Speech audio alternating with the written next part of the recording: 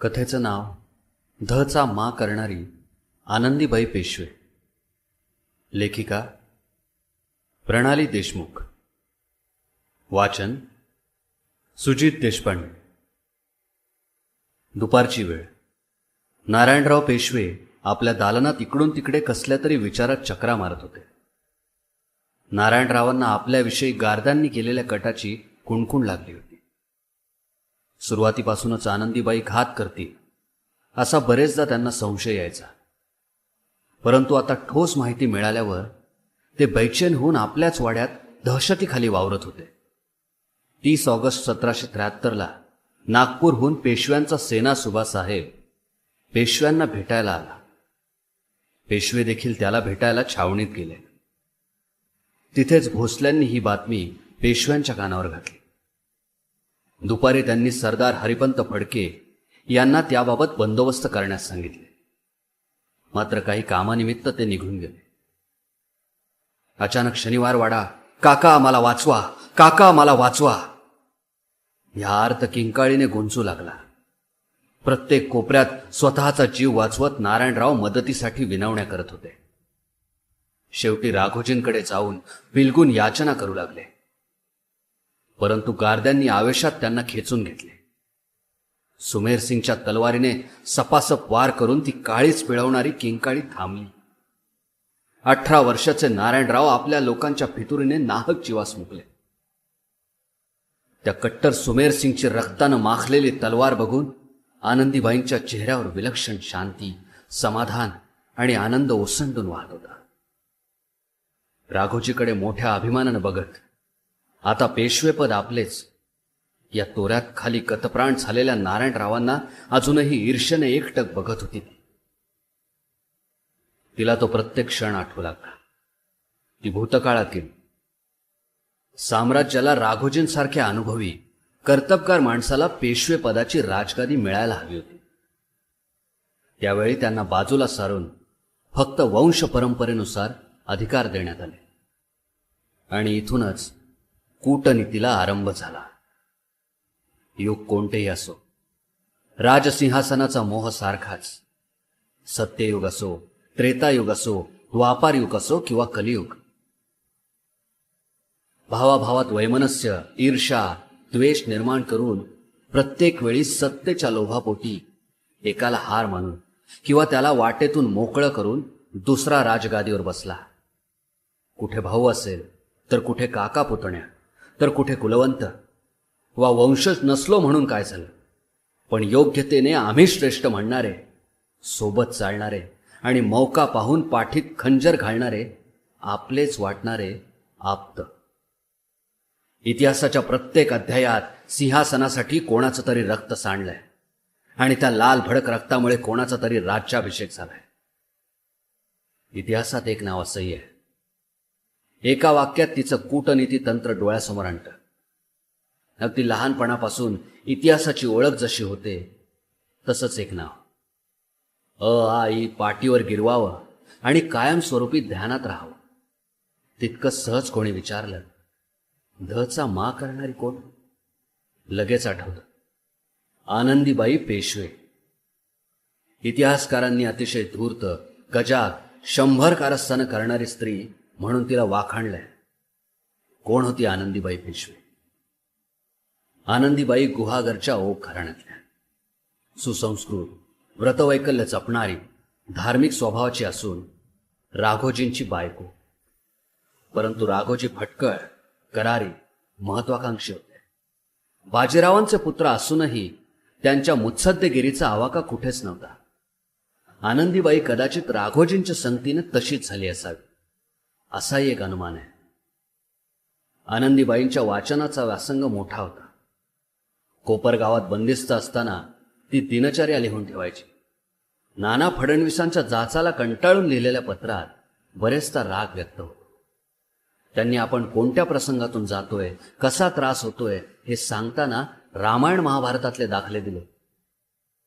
लिखाणातील चातुर्य विचारात घ्यायचं असल्यास धचा मा करून खेळी बदलवून नारायणरावांचा मोठ्या चलाकीने खून करवून घेतला त्यांनी. राघोजी अगदीच बायकोच्या शब्दात अडकून निर्णय घ्यायचे. याच गोष्टीचा फायदा घेऊन आनंदीबाईंनी आधी राघोजीला भडकवलं.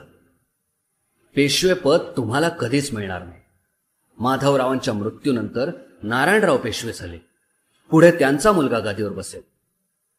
जोपर्यंत तुम्ही सिंहासनासाठी हात पुढे करणार नाही तोपर्यंत पेशवेपद तुम्हाला मिळणार नाही.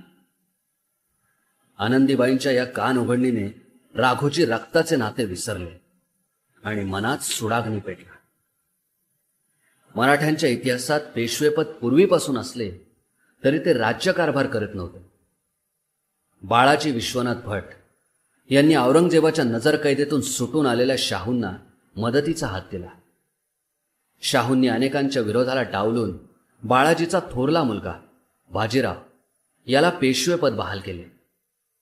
बाजीराव अतिशय मुत्सद्दी आणि असं म्हणतात त्यांच्यासारखी घोडेस्वारी कोणीच करू शकायचं नाही. बाळाजीचा धाकटा मुलगा चिमाजी अप्पा हे सतत बाजीरावांच्या सोबत राहायचे. बाजीरावांना 2 अपत्य, नानासाहेब आणि रघुनाथराव, तर चिमाजी अप्पांना 1 अपत्य, सदाशिवराव भाऊ. बाजीरावांच्या मृत्यूनंतर वंश परंपरेने बाजीरावांचे चिरंजीव पेशवे झाले. नानासाहेब पेशवे बनले. नानासाहेबांना 3 मुलं झाली, विश्वासराव, माधवराव आणि नारायणराव. पानिपतच्या 3ऱ्या लढाईत सदाशिवराव भाऊ आणि विश्वासराव मारले गेले. मराठ्यांची खूप मोठी हानी झाली. राज्याची अवकाळा बघून नानासाहेबांना धक्का बसला आणि कालांतराने त्यांनीही प्राण सोडले. वंश परंपरेने पेशवेपद माधवरावांकडे आले. राघोजींची सत्तेची लालसा माधवरावांच्या नजरेतून चुकली नाही. त्यांनी त्यांच्या काकाला बदाम महालात नजरकैद केले. माधवराव निस्संतान होते. 27 वर्षाचे असताना तेही जग सोडून गेले. आता पेशवेपद नारायणरावांना मिळणार होतं. खरं म्हणजे इथे वरिष्ठता न बघता केवळ वंश परंपरेने पेशवेपद बहाल करून 2दा राघोजींना डावलण्यात आले. आतापर्यंत मराठी साम्राज्याची धुरा त्यांनी इमाने इतबारी सांभाळली. शिवाय पदासाठी योग्यता असूनही केवळ परंपरेने चालणारे पेशवेपद राघोजीला न देता नारायणरावांना देण्यात आले.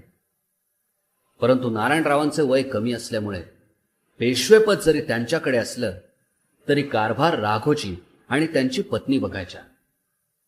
राघोजी आणि आनंदीबाई आतून पेटले होते.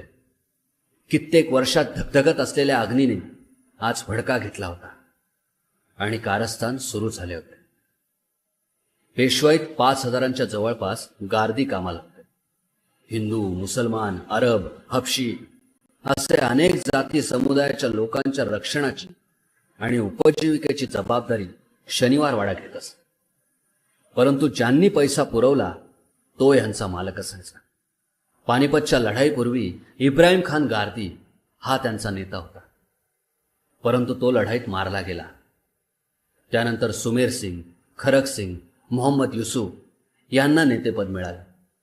प्रामाणिकपणा, निष्ठा यांच्या रक्तातच नव्हती.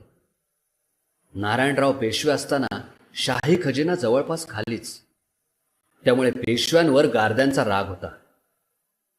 नारायणरावांचा एक सेवक तुळाजी भोसले राघोजीला जाऊन मिळाला आणि दोघांनी गार्द्यांना पेशव्यांच्या विरोधात भडकवायला सुरुवात केली. हळूहळू त्यांना आपल्या बाजूने वळवले. जर नारायणरावांना धरून कैद केले तर राघोजींकडे पेशवेपद येईल आणि राघोजींच्या पुढे कोणाचेच काहीच चालणार नाही. गार्द्यांना भरपूर मोबदलाही मिळेल. गार्द्यांना नारायणरावांना पकडण्याचे आदेश लेखी स्वरूपात पाहिजे होते. राघोजीने सर्व लिखित स्वरूपात कबूल केले. तुम्हाला जहागीर, पद, धन सगळं काही मिळेल असं आश्वासन दिल्यावर गार्द्यांनी कटात सामील होण्यास मंजुरी दिली. राघोजीने नारायणरावास धरावे असे चिठ्ठीत लिहिले. चिठ्ठी गार्द्यांना मिळायच्या आधी आनंदीबाईच्या हाती लागली. संधी चालून आल्यावर नारायणरावांना जिवंत सोडणे तिला मूर्खपणाचे वाटले. धचा मा करून नारायणरावांस मारावे असे करण्यात आले. आनंदीबाई नवऱ्यापेक्षा 2 पावले पुढेच होती. 500च्या जवळपास गार्दी शनिवार वाड्याचे दार तोडून आत शिरले. सैनिकांनी विरोध केल्यावर कापून मारून नेस्त नाबूद करत नारायणरावांचा शोध घेऊ लागले.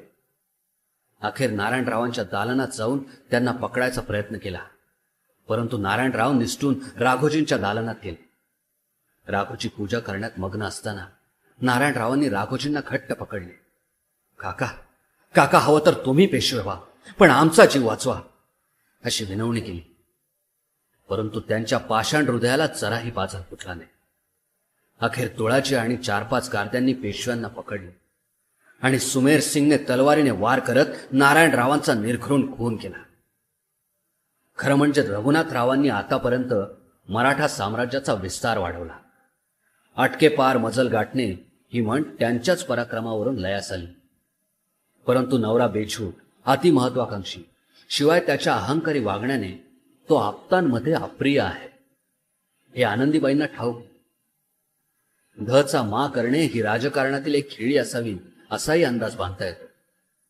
नवऱ्याला पेशवाई मिळावी ही तिची आंतरिक इच्छा असली तरी राघोजी पेशवाई मिळवण्यासाठी इंग्रजांची मदत घेत आहेत हे तिच्या तत्वाला पटत नव्हतं.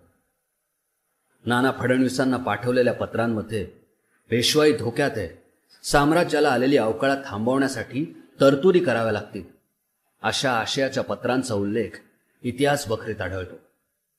कारण नारायणरावांच्या मृत्यूनंतर राघोजी इंग्रजांच्या आश्रयाला गेले. सखाराम बापू आणि नाना फडणवीसांनी तह करून त्यांची सुटका केली. 1783 साली राघोजी, आनंदीबाई आणि मुले यांची नाशिक जवळील कोपरगावच्या तुरुंगात रवानगी करण्यात आली. वर्षभरात राघोजींचा मृत्यू झाला. आनंदीबाईंना सालाना जी रक्कम मिळायची त्यामध्ये तिला संपूर्ण खर्च भागवावा लागायचा. राजवैभवातील एका स्त्रीला आजीवन कारावासाची शिक्षा झाली. नजरकैदेत असताना तिच्या हालचालीवर, तिच्या पत्रांवर कारभारी जातीनं लक्ष द्यायचे. कैदेत असतानाच दुसऱ्या बाजीरावाचा जन्म झाला. तिच्या मनातलं सत्तेचं पेरलेलं विष आता तिच्याच घशाशी आलं होतं.